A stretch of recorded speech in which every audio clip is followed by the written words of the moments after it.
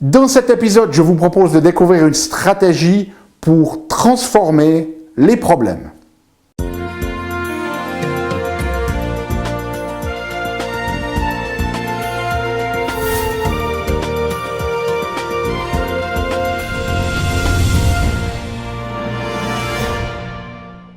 Parce que la vie est bien trop magique pour être petite et que nous avons tous besoin d'une prescription pour grandir en conscience et faire que nos rêves dévorent notre vie. Bonjour, je suis le Dr Yannick Pauly.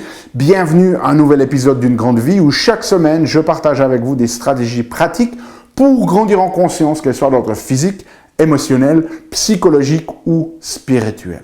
Alors cette semaine, ce que j'avais envie de faire avec vous, c'est de partager une stratégie que j'ai utilisée dernièrement pour aider à transformer ou solutionner beaucoup plus facilement les problèmes. Alors j'ai déjà fait d'autres vidéos dans ce contexte de résolution des problèmes.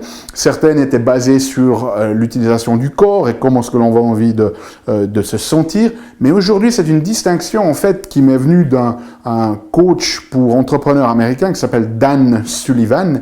Et en fait, Dan Sullivan est apparu avec ce concept qui dit que 90% d'un problème, c'est que ce problème vous dérange.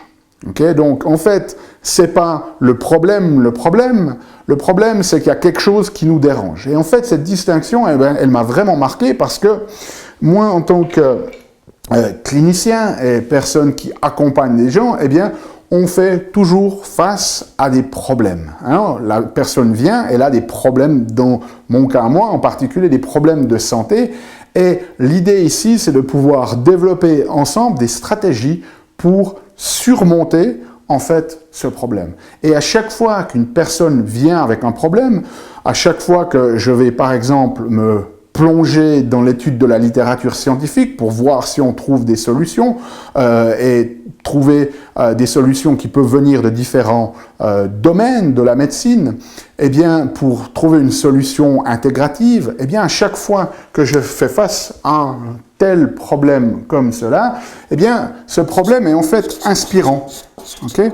C'est un problème, c'est-à-dire qu'on on se trouve face à une situation que l'on n'a pas encore résolue, mais je n'ai en fait aucune attache émotionnelle à ce problème-là. Ce problème-là, en fait, il ne me dérange pas, même, en fait, il m'inspire. Le fait de devoir aller chercher une solution, ça m'inspire. Et vous avez peut-être, surtout si vous êtes un créatif ou un entrepreneur, eh bien, vous vous rendrez compte, avec cette distinction, que dans la vie de tous les jours, la vie vous lance des problèmes, en fait, et qu'il y a un certain nombre de ces problèmes que vous adorez, finalement, résoudre. Et en fait, la résolution de ces problèmes, c'est ce qui vous permet de contribuer dans le monde. La résolution des problèmes de santé, c'est ce qui me permet de contribuer aux gens. Donc, il y a un aspect très, très inspirant ici.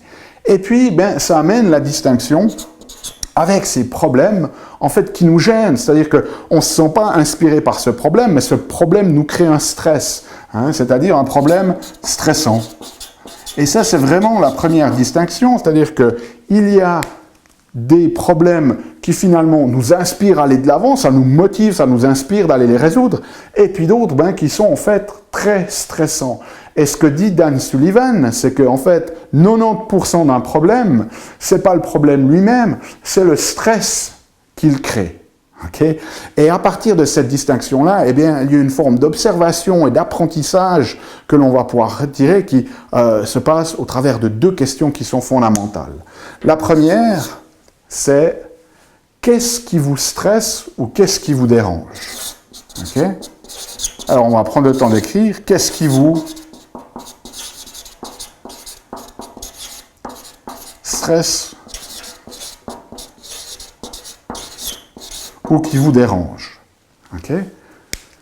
Et ça va nous donner une forme d'auto-observation. Prenons un exemple, imaginez que vous devez de l'argent à quelqu'un et que vous étiez supposé lui rendre cet argent pour la fin du mois et que pour la fin du mois, vous ne l'avez pas. Donc là, vous avez un problème d'argent et vous ne dormez plus la nuit. Okay? Et la question, elle est fondamentalement, qu'est-ce qui vous stresse là-dedans? Est-ce que c'est vraiment le problème de ne pas avoir l'argent? Ou est-ce qu'il y a autre chose qui se cache derrière? Est-ce que c'est le fait, par exemple, que vous avez honte de ne pas pouvoir payer à temps parce que vous êtes quelqu'un de correct et que si vous avez des dettes, vous aimez bien pouvoir les payer à temps. Et là, on voit que tout d'un coup, on a une distinction complètement différente, où finalement, ce qui peut vraiment nous stresser, okay, eh bien, ce n'est pas le fait qu'on n'ait pas l'argent, mais c'est ce sentiment de honte que l'on a. Et là, eh bien, ces situations, elles vont nous permettre d'aller même sonder encore plus profondément. Et la notion, c'est de se dire, ok, vous avez ce problème, il vous dérange, comment ça vous fait vous sentir? Ah ben, je sens de la honte. Et je sens que dans mon corps, ben, j'ai les tissus qui se contractent, notamment au niveau du ventre. Peut-être que j'ai une espèce de boule ici dans le ventre. Et puis, on peut profiter de cette situation pour voir, en apprendre plus sur nous. C'est-à-dire que comment est-ce que vous vous comportez à ce moment-là? Eh bien, c'est vrai qu'en fait, je dors moins bien, et puis deux, je commence d'aller manger du chocolat bien plus que je ne devrais. Okay? Donc la première des choses, c'est d'en apprendre plus à propos de nous, d'utiliser cette situation pour en apprendre plus à propos de nous-mêmes. Donc la première question, qu'est-ce qui me dérange vraiment? Il y a très certainement un mot qui manque ici. Qu'est-ce qui vous stresse ou dérange vraiment ici dedans? Et vous allez voir que très souvent, ce qui nous dérange, ce qui nous stresse, ça n'a absolument rien à voir avec le problème lui-même, mais ça a à voir avec notre perception du problème, et c'est très souvent des choses émotionnelles. Et si vous voulez aller sonder un petit peu plus loin, si on reprend cet exemple de honte, par exemple, c'est de vous dire, dans quelles autres circonstances de ma vie je fais l'expérience de ce même sentiment? Et quelle est la première fois où j'ai vraiment ressenti ce même sentiment-là? Et vous allez voir que tout d'un coup, ça va être lié. On peut prendre aussi conscience que peut-être la manière dont on se sent maintenant, la manière dont on réagit à certains problèmes, elle est liée à certaines expériences que l'on a eues dans le passé, et que ces expériences, finalement, elles sont toujours en train de nous diriger, et que peut-être la situation que l'on fait face avec ce problème, et la raison pour laquelle on ne peut pas le voir comme un problème inspirant, mais que c'est un problème stressant, bien ça n'a rien à voir avec le problème actuel, mais ce sont en fait des mémoires qui datent du passé, et à ce moment-là, ça vaut vraiment la peine d'aller faire un travail dessus, parce que sinon, ces mémoires, eh bien, chaque fois qu'on va se retrouver dans une situation similaire, elles vont être réenclenchées. Okay? Donc ça, c'est la partie de l'apprentissage, si vous voulez, sur soi, de ces problèmes. Et comment finalement les transformer? C'est que si on arrive à découvrir qu'on a un schéma récurrent de ce qui nous stresse dans certains problèmes, eh bien, une façon de les solutionner, c'est pas de solutionner ce problème actuel ici, mais c'est de solutionner ces traumatismes, ces perceptions faussées, ces illusions que l'on a qui viennent d'expériences du passé. Okay? Et la deuxième question, et ça elle vient directement de Dan Sullivan, le coach, si ce problème ne vous stressait pas, okay? Si ce problème ne vous dérangeait pas, c'est-à-dire que si on éliminait cette zone-là et que ça restait un problème qui serait un problème inspirant, c'est que feriez-vous immédiatement? Okay? Si ça vous stressait absolument pas, si vous n'aviez absolument pas ce souci de honte par rapport au fait de ne pas avoir l'argent, que feriez-vous? Eh bien, peut-être que vous appelleriez la banque, voir s'il peut vous faire un prêt. Peut-être que vous appelleriez votre ami et que vous lui expliquez la situation et que vous lui demandez un délai supplémentaire, par exemple.